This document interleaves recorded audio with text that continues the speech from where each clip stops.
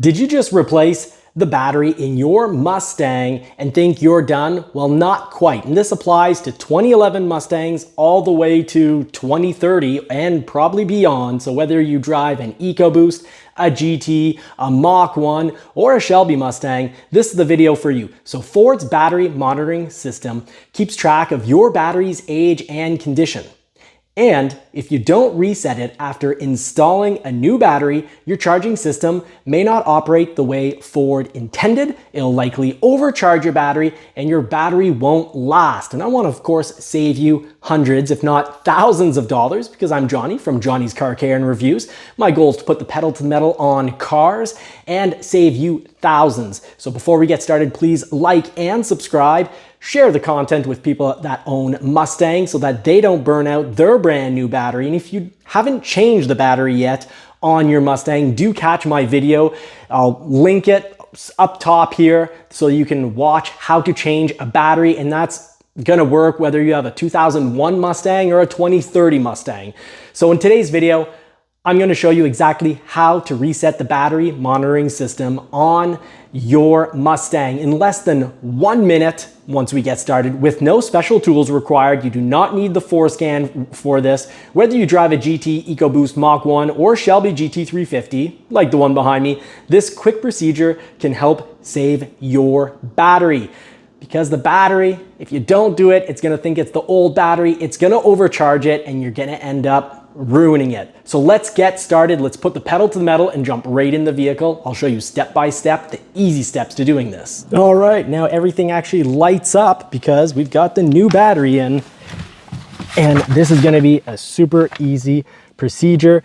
You just need to hit the ignition and without having your foot on the brake pedal. So don't touch any of the pedals. And you need to do this within 10 seconds. So be ready. Turn the ignition to on. Turn the ignition to on. Press and release 5 times the high beams, and then 3 times the brake pedal. And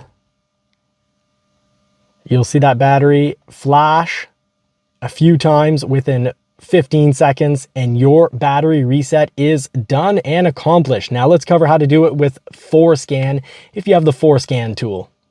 Now, if you have Forscan, connect your OBD2 adapter, open Forscan, go to the service functions, select Battery Monitoring System Reset, and step 5, run the procedure and follow the prompts. It's as simple as that. You just go get your OBD port underneath the steering wheel and the footwell on the driver's side, and you're ready to go. Now, if you found this video helpful or useful or mildly entertaining, do like and subscribe. Don't forget to turn bell notifications on, and please help the channel out, help feed and dress those poodles, not just by subscribing, but turning bell notifications on, and catch the next video right down here. It'll really help the channel grow. It's a small family business, so we really appreciate your help, and a special thank you to the members. And now here's a question for you. You can drop your answer in the comments. We've got the GT350, but I also have a young family with 2 kids. A little extra money could help make those platinum F250 diesel payments. Would you sell the Shelby for an equal mileage, so 28,000 kilometers?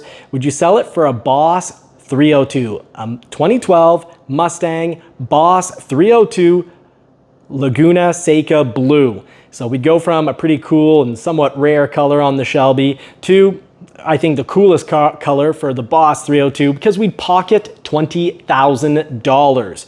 Would you do it for, would you give up your Shelby GT350 for $20,000? Or is the Shelby GT350 just too much of a future collectible? Because likely Ford, I'm positive Ford will never put this 5.2 liter flat plane crank engine known as the Voodoo engine. I don't think they're ever gonna use this race engine again in any future Mustang. Let me know what you think in the comments, and thank you so very much for watching. And again, thank you subscribers, and a very special thank you to the members that help make all this content possible as we play around with the Shelby GT350, as we play around with the Toyota MR2, and yes, the Porsche 911 is off to the paint shop. It's getting completely repainted. So help support the channel. Really appreciate all of you.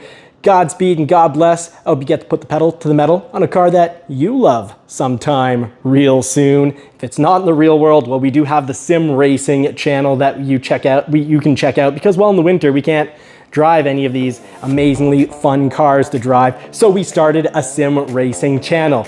Catch you in the next video. And of course, thank you so much for watching.